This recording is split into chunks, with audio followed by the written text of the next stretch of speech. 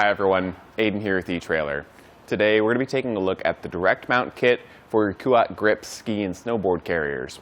What this is going to do is replace the wraparound clamps and allow you to mount it in your T-track on your roof rack. This gives a much cleaner look and a much more sturdy install on the crossbars. Let's check them out. So there's two options that come with this kit. The one we have installed right now is the high profile mount, which actually extends this up a bit. What this allows for is if you have some larger bindings, depending on your roof rack obviously, you will be able to mount your skis and snowboards upside down with less binding clearance on your roof. Again, that really comes down to what your roof rack is and how much clearance it gives you from your roof, as well as how large your bindings are. You can see in our case, we have just enough room with ours to mount it upside down, saving us some height overall.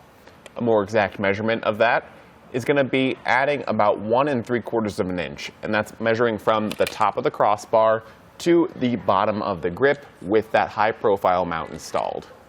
And the other option you have with your kit is the low profile mount.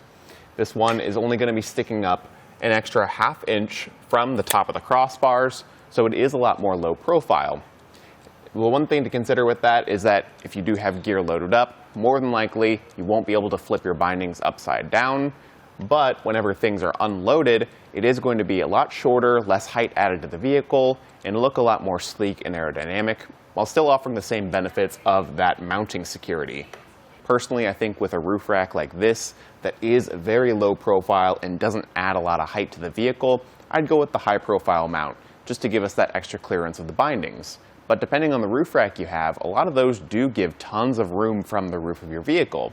In those cases, I'd go with the low profile mount, and you might still have clearance for the bindings.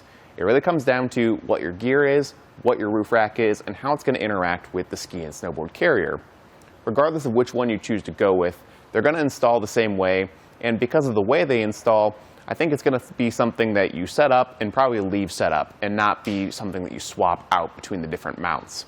Well, let's go ahead and check out that install process now. Swapping over to the direct mount kit is really straightforward. We're going to start by taking off the clamps that come standard on the Kuat Grip, opening up the grip, and finding our first bolt on the inside right there. We'll use our included tool to remove it and remove the clamp. I'm just going to give it a little bit of lift so that when it's unthreaded, it will just fall down like that. And we can pop that old bolt out. Next up, we've got to pick whether we want the high mount or the low profile mount. The high mount is going to be good for giving us clearance with our bindings, and we're going to be using these today, but they both install the same way and will come with their own hardware, the longer one for the high profile and the lower one for the low profile. So these will just mount underneath, and if I give it a tilt, you'll see that we've got the main hole and 2 side holes right there. That will line up with these studs and tabs on the mount. So I'm just going to line those up, give it a push, and it should click in place. Just like that. Then we can take our new hardware, feed it through the top hole. We'll see it poke out the other side right here. And I'll just loosely thread in the adapter for our T-track and move on to the next one. The next one, we need to slide the tray for our grip out, and we can see that bolt right there. The process is going to be the exact same as it was before, only this time we just have to open that tray to get to it. The tool doesn't fit super well in there because the top part of the grip does hit it a bit, so once you got it broken loose, just remove it by hand. It's a lot easier that way. And then this washer will freely move around, so hang on to it and make sure you reinstall it.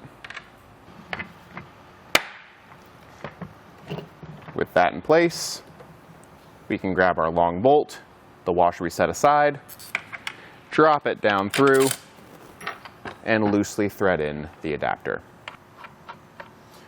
With everything loosely installed, we can take this up to the roof. So for every roof rack, it'll be a little bit different. On our Rhino Rack roof rack today, we had to completely remove the weather stripping to expose the T-track, whereas some you can just push it down.